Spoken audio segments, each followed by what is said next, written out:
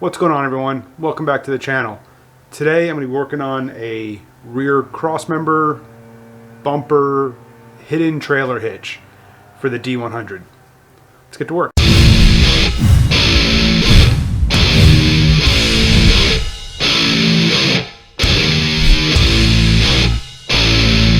How many times have you guys out there gone out to your garage, gone out to your workshop, whatever it might be, with a certain goal in mind? Whether that be to get some straightening up done, to start a project, continue a project, finish a project, whatever. And then you see something that just doesn't look right, something that could use some attention. And then you get sidetracked and that just kind of snowballs. That's kind of how this project came to be. So I came out here the other day to figure out how to get my tailgate off. I'm having an issue where the skin is separating from the tailgate down this side and across the bottom. So I wanted to get the tailgate off to figure out how to fix that. Well, then I kind of noticed this. So I installed this gas tank from a Ram Charger a while back, and I noticed, just kind of out of the blue, that there's really no protection there for the gas tank. There is a cross member just above it that you can't really see, but there's not really a whole lot of protection. And since I'm going to be running a roll pan and not a bumper, I figured, well, why not figure out how to do some sort of bumper underneath the roll pan? Then I got to thinking that this truck is really going to be more than just a hot rod. It's going to be my shop truck. Going to be, you know, for making runs to pick up lumber or to go get parts, maybe pull the occasional trailer. So then I decided that I'm going to incorporate a hitch receiver in the hidden bumper. That's going to be accessible behind the roll bar from probably a flip down license plate. So that's where my planning started. So the first thing that I did was grab some chipboard, and I started working on my plans for the frame mount.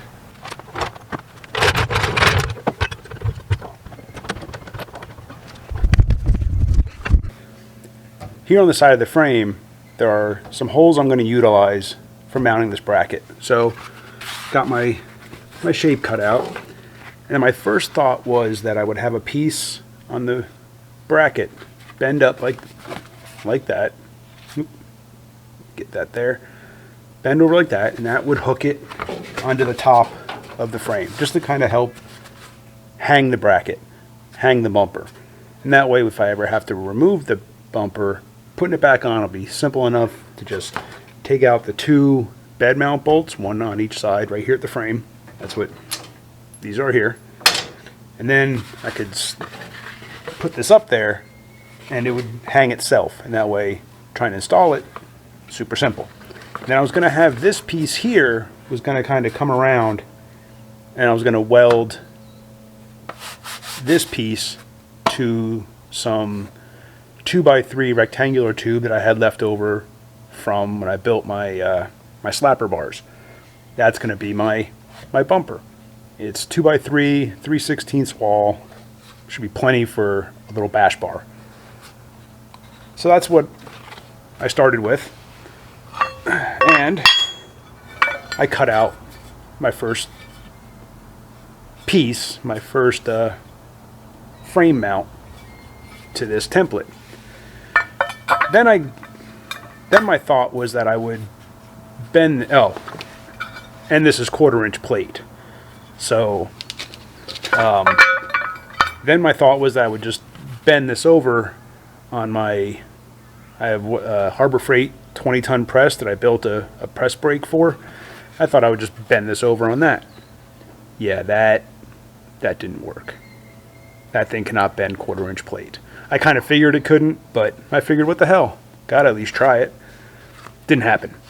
So then I just cut this piece off and welded it here at the top. So what that did now, it obviously, so I'd also planned on relief cuts here for the bed mount bolt to come up through, and then there's another bolt that is holding this cross member in, that the head is right here. So I was going to notch these out for those. Well, since I cut this off, it now sat back another 1/4 of an inch or so, so there really wasn't any need for these relief cuts. And that's what I ended up with right here. Now, this just sits right up there, like that. Then, I got to looking at it, and we'll use this one here. This one was up there, hanging. Well, then I went to lower the bed down. Well, the bed, this part of the bed drops down lower than the frame rail, which I didn't really take into account. So then I had to notch another notch in it here, not here, but another notch to clearance around the bed. And that worked fine, with the thought that this was going to extend out like this, and this was going to fold over. Well, since I can't fold that over, I didn't want to cut it and re-weld it. My next thought was that this would be the end cap for the 2x3 rectangular tube. I would just face weld it right here. But then I got to thinking that I don't really like the idea of having my bumper. I have a scrap piece here somewhere. Where'd it go?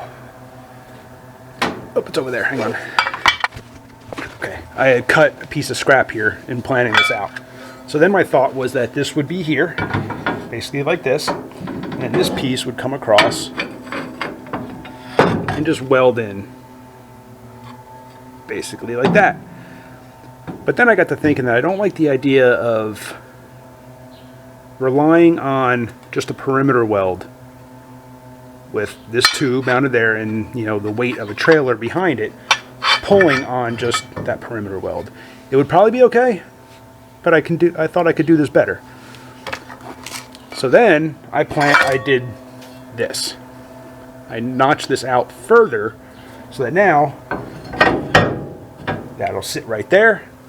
I've drilled the two mounting holes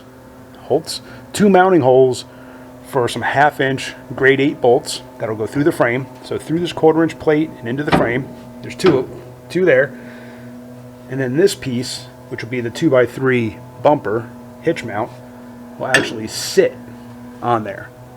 So that'll give me a couple things. First, the weight is now sitting instead of being face welded and relying on that weld to support that.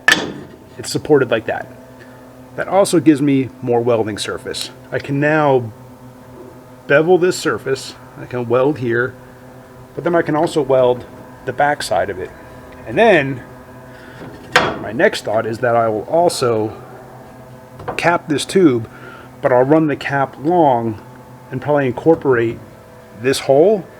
So not only will it be a cap for the tube, but it'll also be more surface area to weld. It'll probably come all the way out and around that hole. It'll be bolted and welded, face welded there. Should be plenty of weld surface to support the bumper. And then once I get the roll bar in, I'll be able to figure out exactly where the license plate goes, exactly where I'll cut out for the receiver, and then I'll be able to mount the receiver into the 2x3 tube. But for now, I have to finish turning this into this for the other side.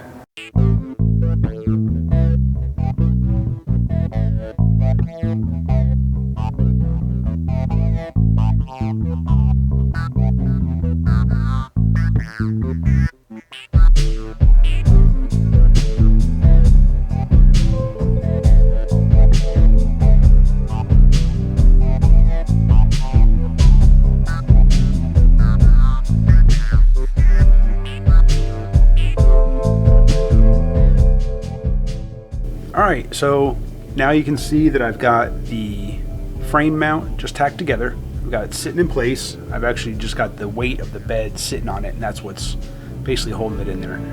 I've also got the 2x3 cross member just sitting on there, just trying to get an idea, make sure everything looked good as far as everything was level and even. This is actually, like I said earlier, 2x3 tubing that I had left over from when I built my slapper bars. So I welded 2 pieces together right there, and that's also about where the hitch receiver is going to go. So I'm not too concerned. I mean, that's plenty strong right there, but then once I cut out for the receiver to go in, there'll be a lot more welds there, and there'll be some gusseting. So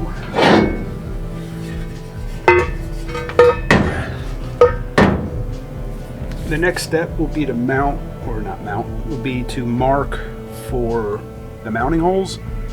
So I'm going to go ahead and do that, and then I will take it back over to the bench and get it all drilled out and finish the welding.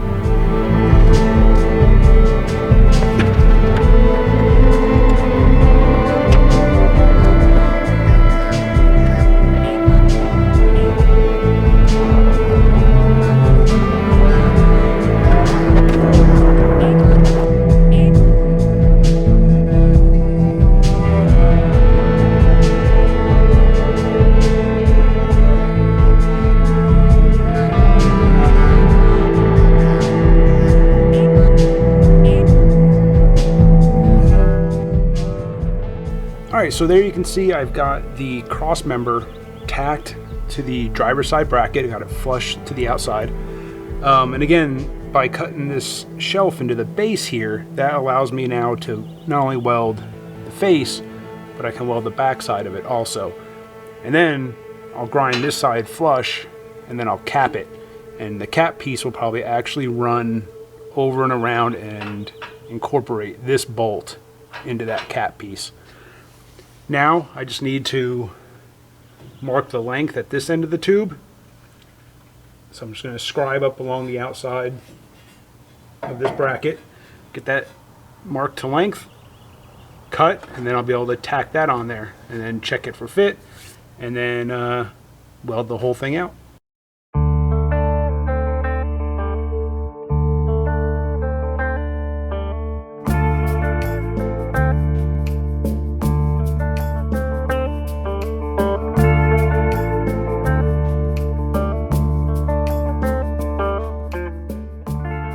Now that I've got the cross member welded to the frame mounts, I got the outsides ground flush, and I welded the inside joint also. I took some chipboard and I made a template for the end caps. So I'm gonna get those cut out and weld it up.